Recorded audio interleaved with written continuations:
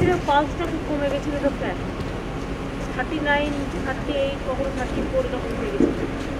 এমনকি রেসপিরেশন এটাও প্রায় 0.1-এ নেমে গেছিলো। অক্সিজেন স্যাচুরেশনটাও খুব ডাউন করছে।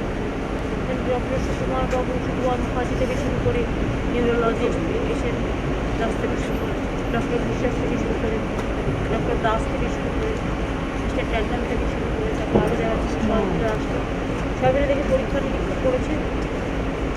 ওরা কাল সকাল থেকে আবার করবে, যেহেতু 4 দিন পরে আজকে একটু ঘুমোচ্ছিল, সেজন্য আর রাত্রিবেলাটা ডিস্টার্ব না করে টোটাল মনিটরিংটা করা হচ্ছে।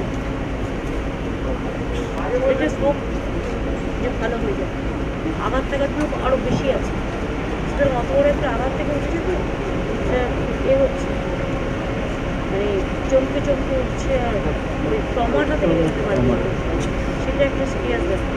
এটা চেষ্টা করছে দেখে, এই 3 দিন ধরে এটা হচ্ছে, বাট আমরা কাউকে পৌঁছাতেই না। সুতরাং এটা আস্তে আস্তে রিমেডিটা ব্যবস্থা করতে হবে। মাথায় আঘাতটা রয়েছে। মাথায় আঘাত তো বড় না।